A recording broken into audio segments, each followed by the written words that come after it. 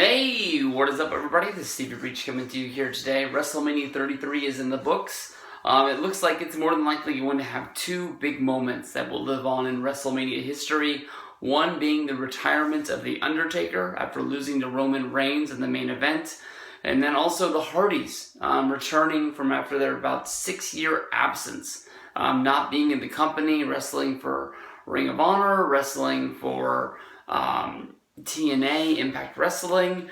They're back. It seems like they're the real deal. It's not a one-night payoff. I mean, they won the tag titles, so the rumors about them coming in is true.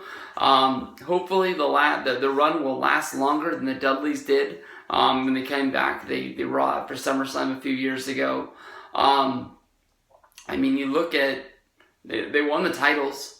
The Dudleys never got to win the titles. They chased after the New Day for a few months and then just fell to the back of the pack until they basically came out and said they were done. But, man, WrestleMania 33, long fucking show, 7 hours on the WWE Network, including the pre-show. A lot of stuff that was just sort of there. I honestly thought when they did the brand split back after, I guess it was right before SummerSlam, honestly, I was thinking that this was going to make wrestling more fun. It was going to make it better. Maybe if you watch Raw and you watch SmackDown, it makes those shows better. Debatable on the Raw and SmackDown exclusive pay-per-views if it makes them better. I can honestly tell you I was really fired up for the Survivor Series. I was really fired up for the Royal Rumble, kept as normal time pay-per-views.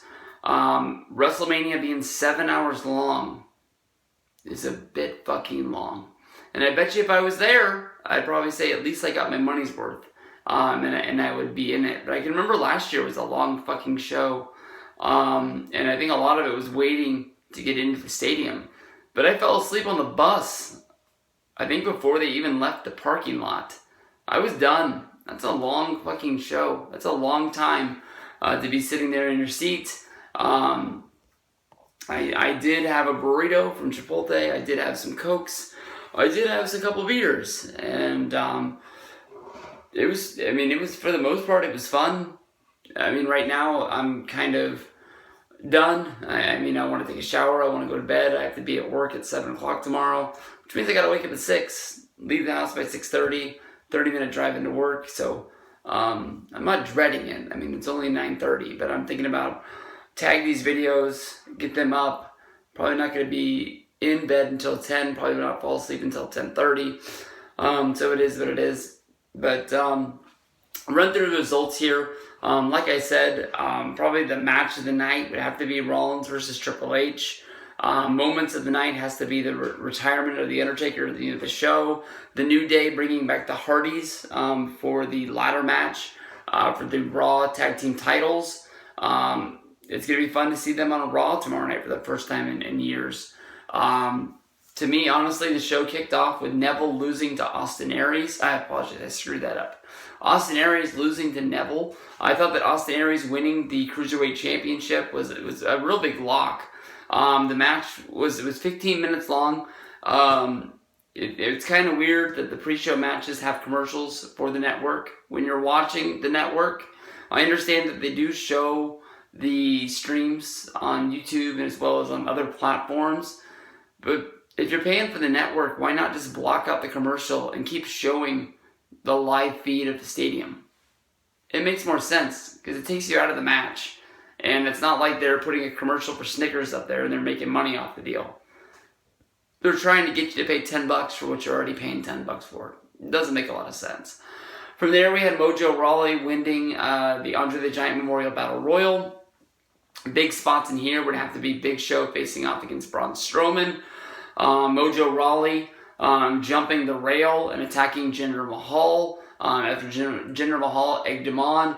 WWE has the world's worst officiating / security crew. Nobody was touching Gronkowski, but everyone was trying to stop him from getting into the ring. It might as well have just been like, get in there. We're going to get on SportsCenter tonight. Gronkowski is a guy that WWE's always wanted to get in to the company somehow, especially with him being a fan of Mojo Rawley, or a friend of Mojo Rawley. WWE was able to get it because of the fact that this is giving Mojo the rub. Mojo was the guy that I wanted to see win this match after seeing the video with Gronkowski that was posted on Twitter and got a lot of publicity on ESPN. They talked about it on all the shows and stuff like that, and I thought it was a really cool moment. There we go to Dean Ambrose beating Baron Corbin after being beat up over the entire 10 minutes of the match. He was able to hit his finisher and get the pin on Baron Corbin. The name of Dean Ambrose's finisher honestly still escapes me right now. I screwed it up and I almost called it the End of Days. Almost called it the End of Days again. But Ambrose gets the win. Still Intercontinental Champion. That's a big question mark to me, unless they're going to do like Ambrose versus Ziggler, because Ziggler can't do anything but sit in that Intercontinental title spot. Doesn't really make a whole lot of sense why Corbin was in this match at WrestleMania to not get the championship, but maybe because of the fact it wasn't on the pay-per-view and only on the pre-show, maybe they wanted to save it until next month. From there we go to the match that opened up actual WrestleMania 33. That will be the first match on the DVD. AJ Styles defeated Shane McMahon. Honestly, to me, as much as people thought that this match was sort of a letdown and not a good way to use AJ Styles did wrestle in a match that people were talking about because of the fact that he was Shane McMahon. No real big huge spots from AJ and or Shane. Nothing to really make this WrestleMania moment worthy. So, I mean, at least AJ got the win. People were scared he was going to lose. There we go. Kevin Owens beat Jericho. A match that was physically a good match, but didn't really do a lot for me. Bayley was able to defeat Charlotte after Sasha Banks and Nia Jax was eliminated from the Fatal 4-Way. That was a little bit surprised to me. I thought this was going to be Charlotte's night, but then again, Charlotte did own WWE for pretty much the last year. Maybe they're trying to just keep her in the limelight, but not give her all of the shine in the world. Not trying to make it look like the Raw Women's division is pretty much just stacked and no one's going to be able to beat her. Hardy Boys returned. They beat Luke Gallows, Machine Gun Carl Anderson, Cesaro and Sheamus, Enzo and Kaz. I think the big surprise was just them being there. Them winning the champions was another surprise, but I think people were still coming down from them being there. Most people thought they were going to be on Raw, maybe and or SmackDown, but the Hardys had put out a lot of press in the last maybe day, 2 days, basically making you wonder if they were even really coming or not. Nikki Bella and John Cena defeated The Miz and Maryse. They got engaged once it's all said and done. Can't wait to see this play out on Total Divas and Total Bellas in the upcoming year. Seth Rollins defeated Triple H. Surprise of the night is that there was no Samoa Joe, and Samoa Joe was not in the Andre the Giant Memorial Battle Royal, so he was sitting on the sideline. Braun Strowman did not show up for this match as well. That was another surprise. So we'll have to see what they want to do. I think Rollins versus Samoa Joe is a possible match for the pay-per-view. For the next pay-per-view. There we go to Randy Orton versus Bray Wyatt. Kind of a boring match. They made it really look like Bray was going to win this match because Randy Orton kept questioning himself, but Randy hit the RKO out of nowhere. Surprise, surprise. And got the pin, 1, 2, 3. I believe Randy is now a 13-time champion in WWE, they said. Brock beat Goldberg. Very physical, very fast match. A lot like the first round of the UFC main event. Nothing really memorable, though. Match ended at 4:45.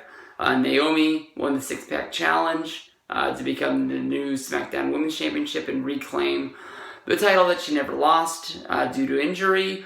And then the main event, Roman Reigns with the spear, defeating The Undertaker. I believe it was only the second spear, but I'm not 100% sure.